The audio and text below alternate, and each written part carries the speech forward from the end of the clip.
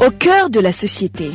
Au cœur de la société est une émission préparée en synergie par les radios Inzamba, Agateka Kawe, Radio RPA, Ijuya Wanyagihugu, ainsi que la radio-télévision Renaissance. Il estime que les couples homosexuels doivent être lapidés. Le président de la République du Burundi l'a déclaré dans une conférence publique tenue ce vendredi dans la province Cankuzo. Mais certains défenseurs des droits humains dénoncent un dérapage du chef de l'État. Comment devraient se comporter les autorités burundaises et la population après ces déclarations qui sèment la haine et la zizanie? Voilà sur quoi nous allons nous concentrer au cours de l'émission Au cœur de la société. À la présentation, c'est Émile Nibasumba. Soyez des nôtres. Ce vendredi, en répondant à la question d'un journaliste qui demandait comment le gouvernement burundais allait se comporter si les bailleurs de fonds lui exigeaient le respect du droit de mariage des homosexuels, le président de la République a dit qu'il ne pouvait pas accepter de prendre une aide sous une telle condition. Le président Évariste Ndayishimiye estime également que de tels individus n'ont pas le droit à la vie. Cette malédiction d'homosexualité n'est plus un problème au Burundi.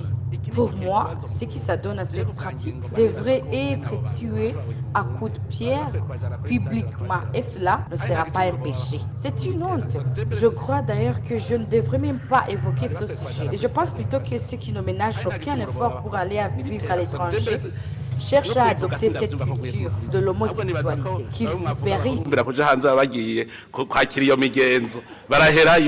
Les propos du président Évariste Ndayishimiye ont été recueillis par nos confrères de la télévision Renaissance. Le juriste et défenseur des droits humains, Janvier Bigirimana, est déçu par ces propos qui sont contraires à la loi et qui sont prononcés par un chef de l'État qui est pourtant censé protéger tous les Burundais. Le discours du président de la République du Burundi est à la fois scandaleux et indigne pour un chef de l'État parce qu'il viole non seulement la loi de la République du Burundi, à commencer par la Constitution, mais aussi les autres instruments internationaux qui garantissent le droit à la vie pour chaque citoyen. Il est donc dommage qu'on ait un chef de l'État qui ose aller jusqu'à ce stade, parce qu'appeler la population burundaise à lyncher les homosexuels, c'est un appel honteux, un appel qui viole la loi et un appel qui a beaucoup de conséquences sur le comportement des citoyens.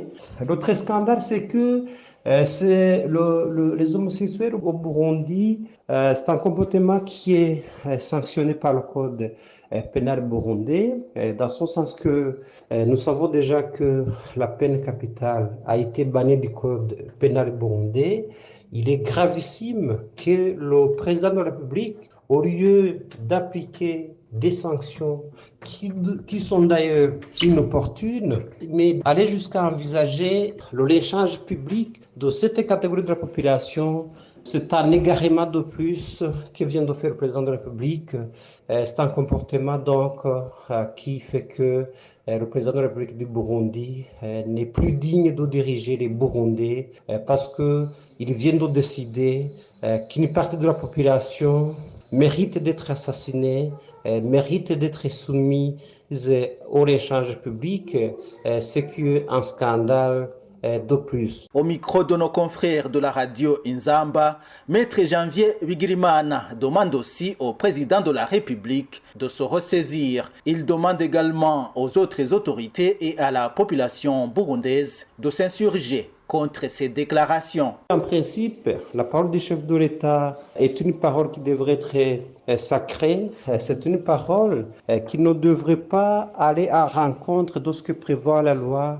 Surtout une parole qui viole de fond en comble les droits fondamentaux des citoyens en ce qui concerne la sécurité physique des citoyens burundais. Donc, nous en appelons donc à la responsabilité de ce chef de l'État pour qu'il se ressaisisse. Sinon, il s'agit tout simplement d'une haute trahison, dans ce sens que la mission première d'un chef de l'État est de protéger ses citoyens c'est pas d'appeler au lynchage public. J'en appelle également à la vigilance de la population burundaise et des autorités burundaises face à ce discours, parce que demain, ce sont nos enfants, ce sont les enfants des dirigeants burundais, ce sont les enfants du président de la République qui risquent d'être lynchés par la population lorsqu'ils seront accusés ou soupçonnés d'être des homosexuels, conformément à ce discours scandaleux, honteux du chef de l'État.